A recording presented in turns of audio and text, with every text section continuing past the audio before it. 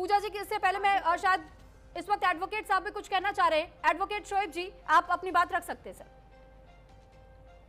देखिए सुरभि जी, यहाँ पे मसला सिर्फ ये है, मैं बहुत देर से देख रहा था, हमारे रावत भाई भी बड़े भाई हमारे हैं, बहुत डिफेंस कर रहे थे, अच्छी बात है, वो भी डिफेंस कर रहे थे।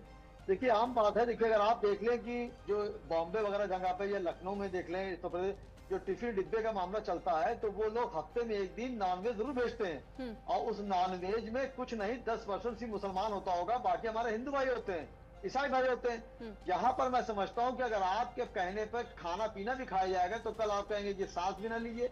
उसी तरह के जैसे स्कूल होते हैं कि स्कूल में आजकल पढ़ाई नहीं मिलती, बाकी सब कुछ मिलता है, ड्रेस उनसे लीजिए, फीस उनसे लीजिए, सब कुछ लिए, पढ़ाई का सब कुछ दिखता है। मैं समझता हूँ, जिसे राज भाई ने अच्छी बात की, देखिए होता क्या, वो दौर अलग था। इस वक्त क्या होता है सुरभि जी, कि रात का खाना जो था बहुत अहम होता है। जैसे कि आपने कहा रात में ना खाए बदबू आती है, ऐसा नहीं है, वो सब कहने की बातें हैं।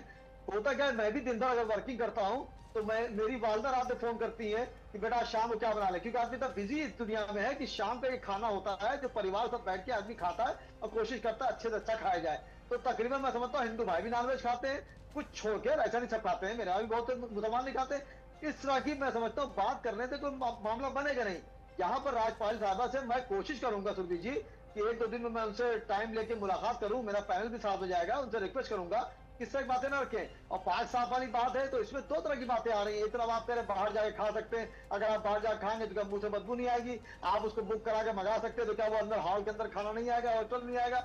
और फिर मरीज की बात अभी आपने कही, रावत भाई हमारे बड़े भाई बैठे, उन्होंने कहा कि मरीज को नहीं दे सकते, मरीज की बात ही नहीं है। मरीज की चीज अलग हो गई, वो चीज अलग हो गई। मरीज से तो यहाँ तक मामला होता है कि अगर मैडम शहद से भी एक गोली खाने को मरीज की कही जाए, तो वो शहद से एक ही गोली खाएगा, 4 नहीं खाएगा, शहद से खा रहा।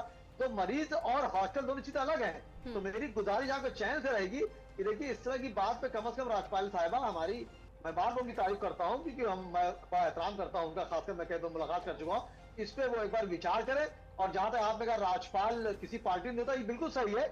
लेकिन एक चीज सुरभि जी ये भी होता है कि जब सेंट्रल में जो हुकूमत होती है, वो किसी भी पार्टी की हुकूमत हो, राज्यपाल उसी का ही बनता है। मैक्सिमम आपने देखा होगा, कहीं जब कांग्रेस थी तो कांग्रेस के राज्यपाल जब सर यही तो सवाल पूछा तो शायद से रत्नाकर जी को बुरा लग गया, वो इसी भाग गए। नहीं आपने ठीक गलत कहा, आप कहती ही आप ठीक गलत कहा, इसलिए चूंकि जो सेंट्रल में जो हुकूमत होती है, राज्यपाल तकरीबन उसी के बनते हैं। कांग्रेस जब हुकूमत थी तो यहाँ के राज्यपाल जो थे, जैसी वहां पे मोदी जी हमारे आए, उन राज्यपाल ने पहले इस्तीफा दे दिया कि इससे पहले हमको हटाए। तो इस बात को मैं नहीं मानता हूँ, जो सेंट्रल में हुकूमत होती है राज्यपाल उसी के बनते हैं। लेकिन राज्यपाल का फैसला है, मैं सराखों पे, लेकिन मैं गुजारिश रहेगी आपको चैनल से, नेशनल चैनल से, राज्यपाल साहिबा से कि आप इस पे फिर विचार कर लें। और मैं भी कोशिश करूंगा अपने डेलीगेशन के साथ राज्यपाल साहिबा से मुलाकात करूंगा, क्योंकि वो वहां की मुख्यमंत्री भी गुजरात की रह चुकी है, बहुत सुलझी हुई है, और 6-7 साल से राज्यपाल यहाँ पर है, वो उत्तर प्रदेश जो सबसे बड़ा सूबा है। तो जाहिर सी बात, बहुत अनुभव उनका। मेरी गुजारिश रहेगी अपने निर्णय पे एक बार फिर सोच ले, क्योंकि इसमें मेरा हिंदू भाई भी बहुत परेशान होगा।